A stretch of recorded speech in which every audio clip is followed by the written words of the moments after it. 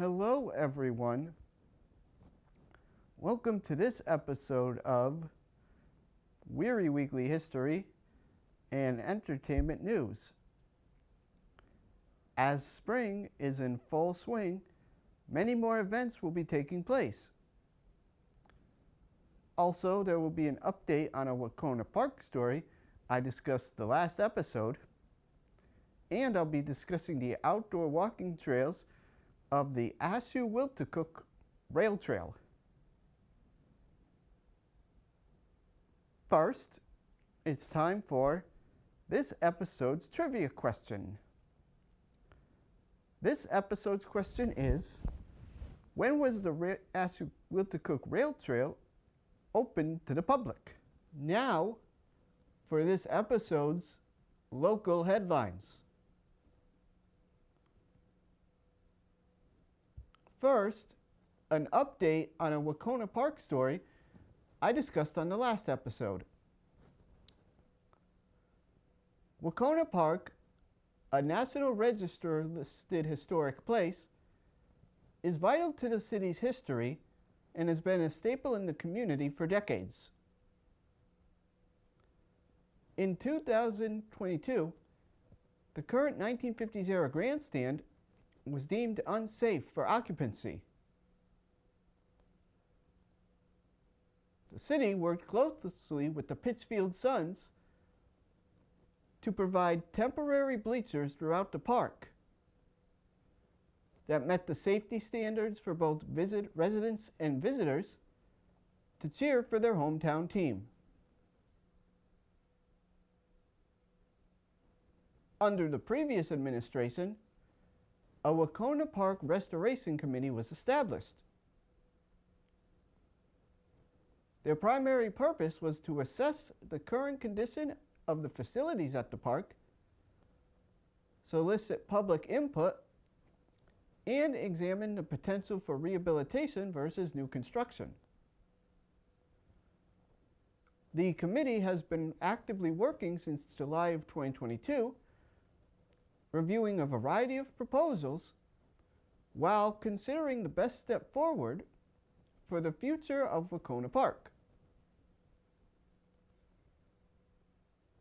Their work continues as they try to find ways to reduce the overall costs of the project. The Wehkona Park project is not expected to move forward until a design has been finalized, costs have been determined, and the funding sources have been secured.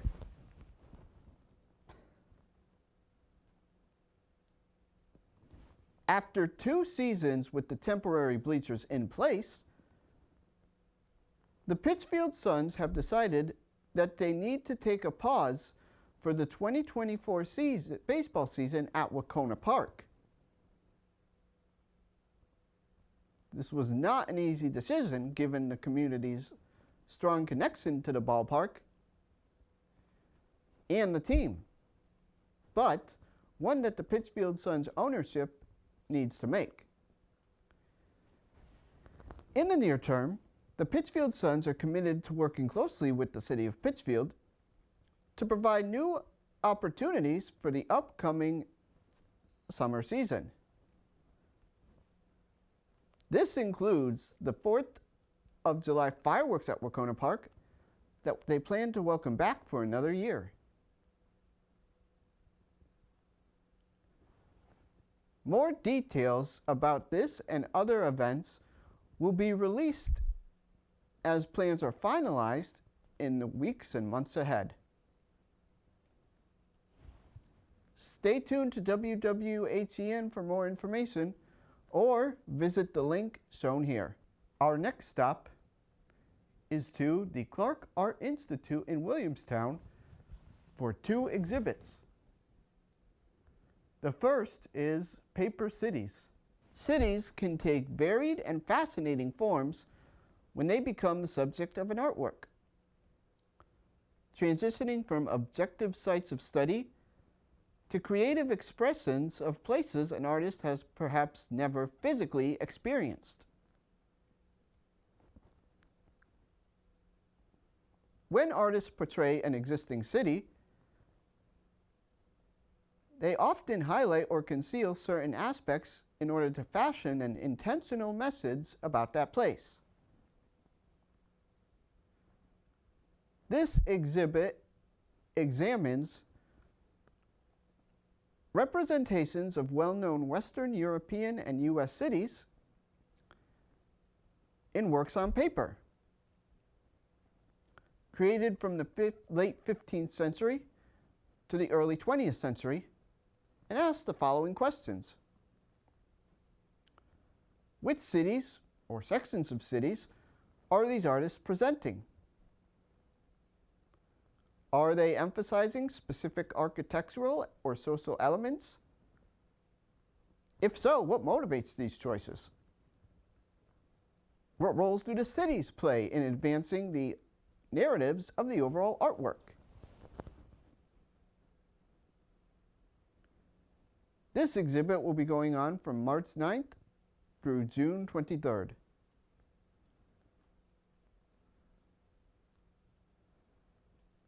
The second exhibit is Invisible Empires. Katia St. Hilaire's distinctive technique combines printing, painting, collage, and weaving. By building up as many as 40 or 50 layers of ink from carved linoleum blocks, St. Hilaire creates striking surface textures.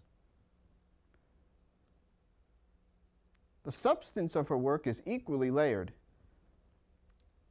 St. Hilaire, whose parents immigrated from Haiti, tells stories of that country's history and the long shadows it casts, from French colonialism to independence, to the dysphoric communities in which she was raised. The exhibition subtitle, Invisible Empires, refers to the legacy of foreign interventions in the Caribbean and the persistence of subtler forms of imperialism today. In narrating her stories, St. Hilaire blends historical facts with the larger-than-life legends of Haiti's famed personalities and describes her work as, quote, magical realist, end quote.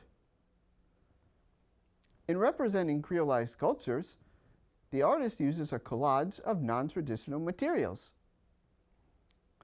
from banknotes and banana stickers to product packaging and tire treads.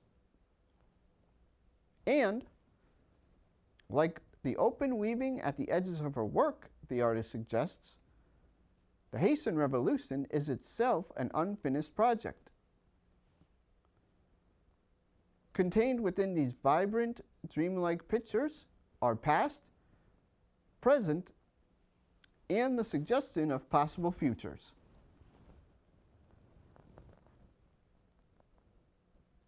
This exhibit will be opening in May and running until September.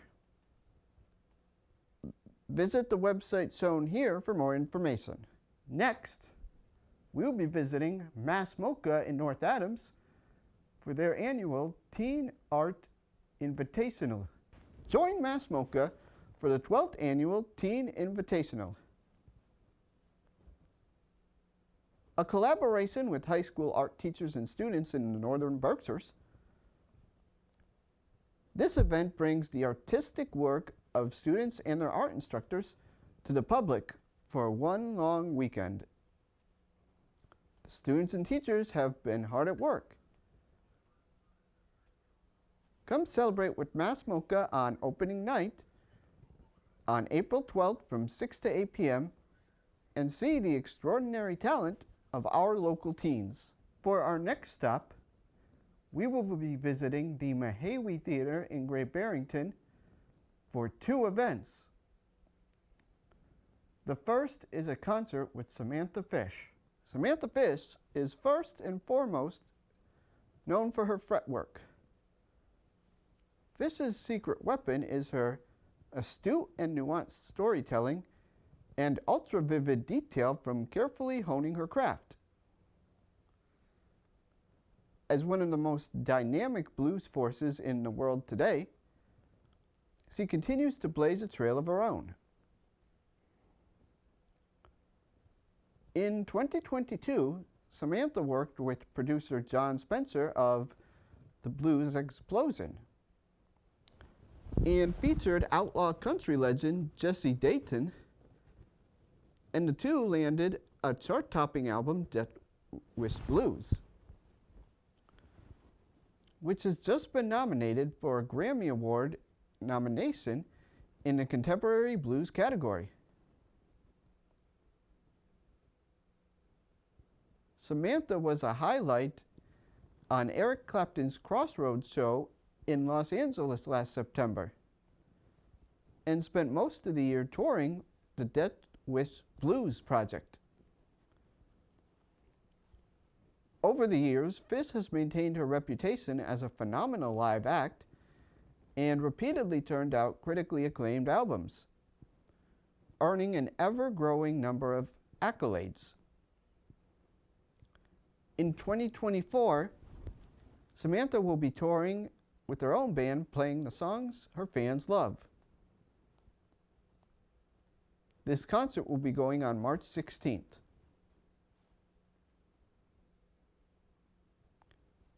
The other event going on is a concert with Sing and Swing. Each armed with prodigious trumpet talent and vocal charm, Bria Schoenberg and Benny Benack III will relive and reimagine some of the classic partners in jazz and popular song, including Ella Fitzgerald, Judy Garland, Bing Crosby, Dean Martin, and Peggy Lee. Featuring songs by Gershwin, Ellington, Cole Porter, Irving Berlin, and many more, and joined by a who's who of New York All-Stars. This is an unforgettable evening of singing and swinging with Bria and Benny. They work with Jazz at Lincoln Center. For over 3 decades, Jazz at Lincoln Center has been a leading advocate for jazz, culture, and arts education globally. Under the direction of Wynton Marsalis, the Jazz at Lincoln Center presents touring initiative features up-and-coming musicians who have been identified by rising stars.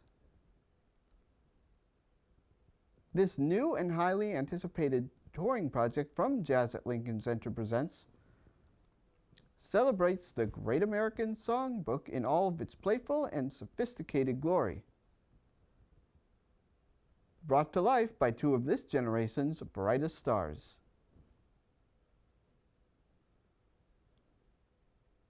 This concert will be going on March 23rd. Visit the website shown here for more information. Next up, we'll be visiting the Williams College Museum of Art for a new exhibit called The Portals. Beatrice Cortez's work comprises simultaneous and converging temporalities, from geological time to distant futures.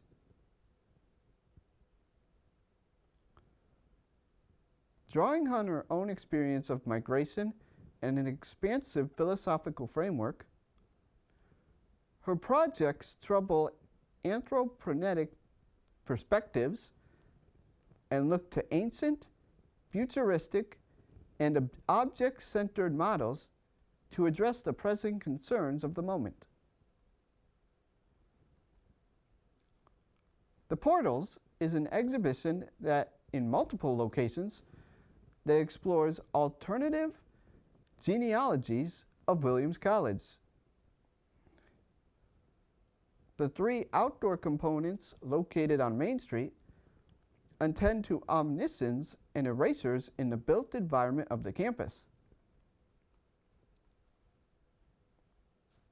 Inside the WCMA Rotunda, the immersive sound installation interrogates the stories we selectively tell, those we remember, and those we choose to forget.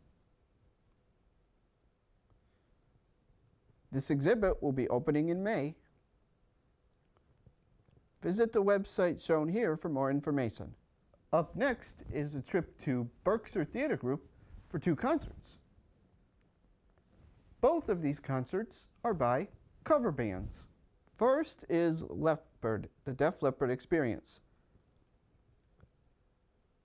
Hailed as the next best thing to Def Leppard, Leppard, the Def Leppard Experience has meticulously crafted a decade-long tribute to encapsulate not just the music, but the very soul of a rock band that boasts over 100 million albums sold worldwide. Leppard seizes the bull by its horns, astonishing global audiences with faithful recreations of one of rock's most iconic bands and their legendary songs, including Rock of Ages, Photograph, Animal, and much more. From the first note, Leppard launches into a relentless display of rock energy that never falters. With guitars turned to the max, bass rhythms pulsating through the air, and drums cutting through the crowd's excitement, Leppard embarks on a musical journey through a repertoire of high-octane rock anthems and soul-stirring ballads, igniting sing-alongs and leaving fans clamoring of more. But the mastery isn't just in the music. It's the unbeatable chemistry that pulsates within the band, an infectious energy that electrifies the stage and captivates audiences. This concert takes place on March 16th.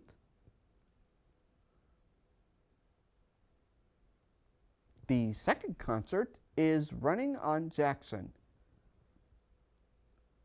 Running on Jackson, the ultimate homage to Jackson Browne's musical genius, meticulously recreates the electrifying experience of a Jackson Browne show,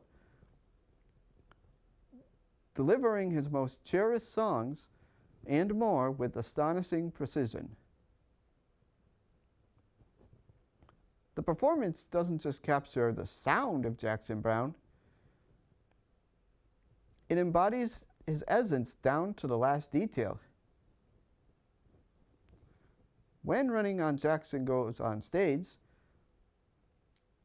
it's as if Jackson and his band have stepped right into the venue.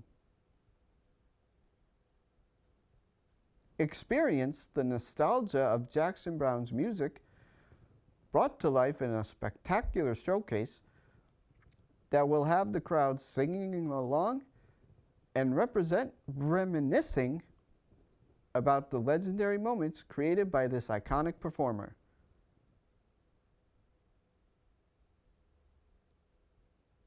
This concert will be going on March 22nd. Visit the website shown here for more information. We will now be taking a trip to one of Berkshire County's most famous walking trails, the Ashuwilticook Rail Trail. The Ashuwilticook Rail Trail is a rail trail built on a former railroad corridor that runs parallel to Route 8 through the towns of Cheshire, Lanesboro, and Adams before ending in Pittsfield. It is a multi-use trail for biking, walking, rollerblading, and jogging. The trail is managed by the Massachusetts Department of Conservation and Recreation. A 1.5 miles extension which runs south from the old Berkshire Mall to Crane Ave, opened in the spring of 2022.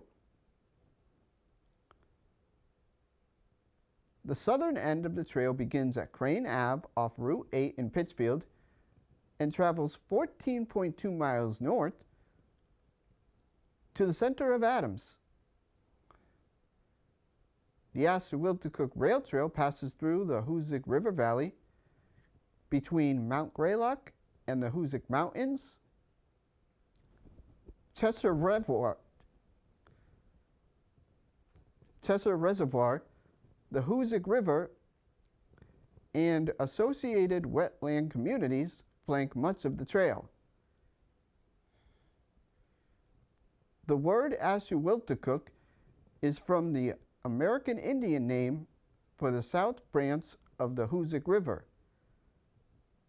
and literally means, quote, at the in-between Pleasant River, or in common tongue, quote, the Pleasant River in between the hills, end quote.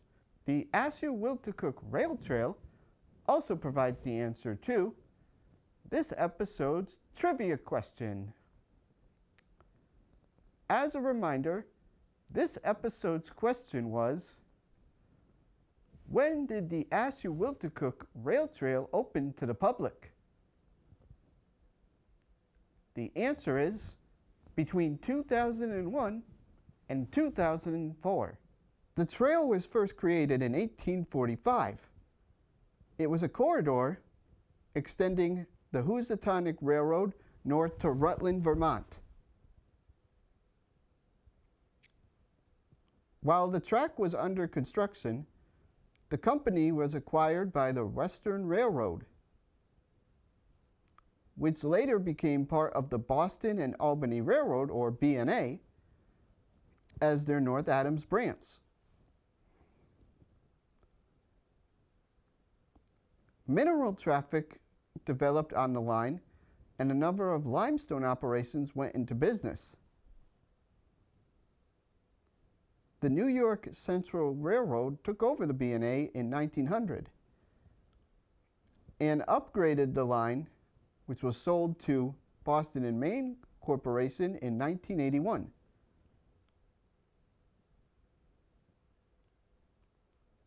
The rail trail officially opened to the public in phases between 2001 and 2004.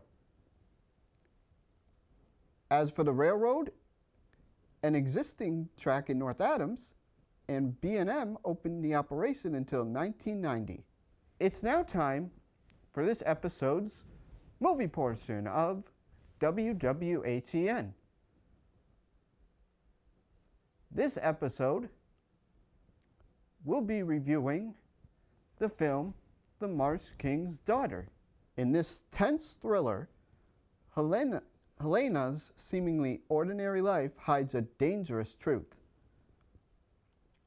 Her estranged father is the infamous Marsh King, the man who kept her and her mother captive in the wilderness for years.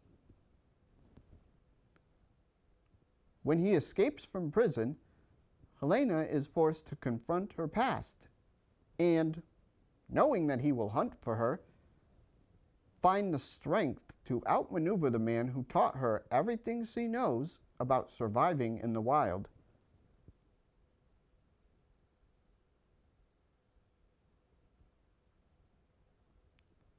So, what did I think of this movie? The movie is a slow starter at first. It's very dialogue-driven and may need a little more action. However, it does improve as it goes along.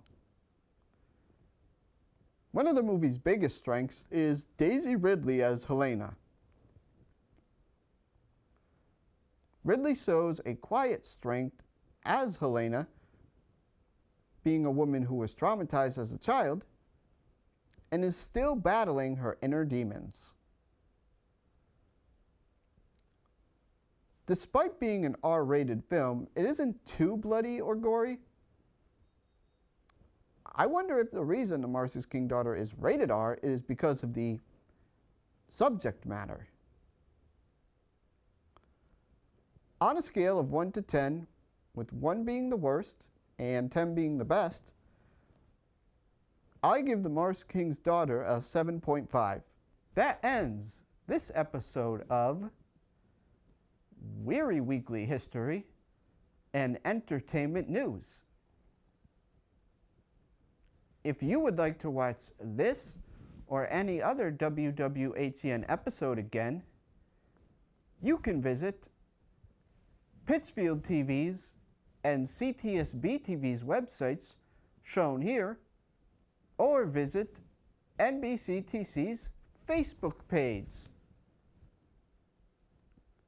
Also, if you would like to see the episodes in HD quality, make sure to check out my YouTube page at RT Wehry. Thank you.